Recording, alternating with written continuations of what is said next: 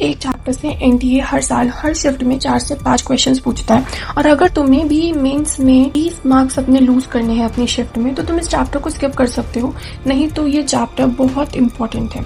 इस चैप्टर में ना ही केवल नेम रिएक्शंस हैं बट इस चैप्टर की एक प्रिपरेशन, चाहे वो एल्डिहाइड और कीटोन की प्रिपरेशन हो, चाहे सिर्फ एल्डिहाइड की प्रिपरेशन हो या सिर्फ कीटोन की प्रिपरेशन हो या कार्बोक्सिलिक एसिड की प्रिपरेशन हो, एक प्रिपरेशन से सीक्वेंस वाली रिएक्शंस एनटीए हर साल पूछता है।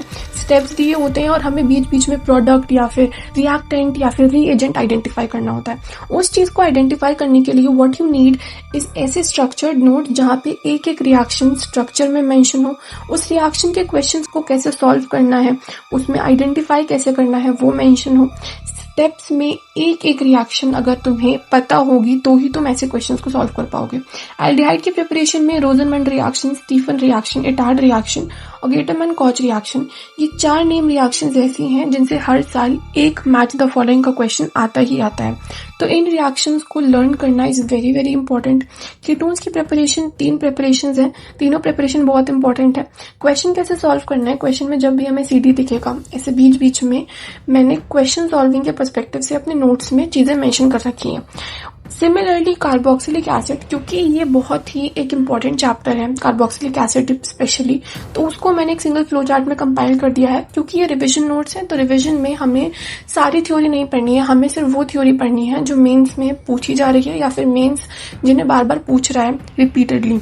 अटेम्प्ट में एक क्वेश्चन आया था कि alcohol has greater boiling point than corresponding aldehyde and ketone. अब इसका आंसर अगर तुमने नोट्स नहीं पढ़े हैं, ढंग से रिवाइज नहीं किया है तो तुम्हें नहीं पता चलेगा। So what you have to do is read this part for this question. और मेंस में इतनी बारी वाला पीवाईक्यू आया है, so I have made sure कि मैं यहाँ पे इंपॉर्टेंट लिख दूं। मैंने इंपॉर्टेंट मार्क भी कर दिया है ताकि तुम भूल ना जाओ कि एक बार बार तुम्हें रिवाइज करना है। सिमिलरली केमिकल रिएक्शंस है, न्यूक्लियोफिलिक एडिशन की जो रिएक्शंस होती हैं, ये पूरी रिएक्शन एनसीईआरटी में एक टेबल दी हुई है जिसमें 20 रिएक्शंस हैं। अब या तो तुम एक रिएक्शन को लर्न कर लो या फिर एक सिंपल सी ट्रिक को फॉलो करके वो सारी रिएक्शन सॉल्व करो। टोटली डिपेंड्स अपॉन यू, तुम्हें जो सूटेबल लगता है। अगर तुम्हें 20 रिएक्शंस लर्न करना ज्यादा इजी लगता है तो तुम वो लर्न कर सकते हो, नहीं तो एक सिंगल ट्रिक को फॉलो करके तुम उस रिएक्शन को सेकंड्स में सॉल्व कर सकते हो। वो ट्रिक क्या है मैंने यहाँ मेंशन कर दी है। रिडक्शन कैसे करना है, रिडक्शन 2 टाइप की होती है, क्लेमेंसन और वुल्फ-किश्नर रिडक्शन की और क्लेमेंसन की रिएजेंट्स मैंने मेंशन कर दिए यहाँ पे। ऑक्सीडेशन कैसे होता है कार्बोनिल कंपाउंड्स का, वो यहाँ पे लिख दिया है। ये जो टेस्ट है ये बहुत बहुत इंपॉर्टेंट है।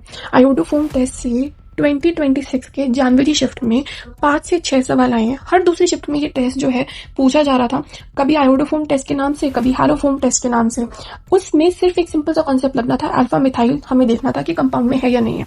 बट अगर तुम सिर्फ एनसीईआरटी पढ़ रहे हो या फिर बड़े बड़े 15-15, 20-20 पेज के नोट्स पढ़ रहे हो तो ये जरूरी नहीं है कि ये ऑब्वियसली तुम्हारी गलती नहीं है अगर तुम मिस आउट कर दो इस पॉइंट को कि अल्फा मिथाइल जरूरी होता है आयोडोफोम टेस्ट के लिए। 15 पेज में 1-2 लाइन तो मिस हो ही जाती हैं। बट अगर तुम्हारे नोट्स शॉर्ट हैं, कंपैक्ट हैं, 4 से 5 पेज में पूरा चैप्टर है तो तुम हर एक चीज को बहुत ध्यान से लर्न कर लोगे, समझ भी जाओगे। मैंने एक चीज को यहाँ पे मेंशन कर दिया है। So whosoever is getting these notes, description में लिंक है। एल्डोल कंडेंसेशन कैसे करते हैं, उसकी ट्रिक्स क्या है, एक सिंगल ट्रिक है जिससे क्वेश्चन सॉल्व हो जाते हैं, उसको मैंने यहाँ पे एग्जाम्पल के थ्रू भी एक्सप्लेन कर दिया है। कैनिज़ारो कैसे होता है उसका एग्जाम्पल यहाँ पे लिख दिया है और कार्बोक्सिलिक एसिड की सारी रिएक्शंस मैंने यहाँ पे लिख दी हैं। So this is all for aldol, ketone and carboxylic acid. इस चैप्टर में इन नोट्स के अलावा कुछ भी कॉन्सेप्ट, कुछ भी थ्योरी नहीं है। क्वेश्चन प्रैक्टिस भी अगर तुम इन नोट्स के बाद पीवाईक्यू सॉल्व करोगे तुम्हें पीवाईक्यूज डेफिनेटली इजी लगेंगे। तो this PDF is definitely available, नीचे डिस्क्रिप्शन में कमेंट में लिंक है पीडीएफ का, तो तुम पीडीएफ ले सकते हो। All you have to do is मुझे कमेंट्स में पीडीएफ लिख देना और मैं तुम्हें एक्सेस दे दूंगी।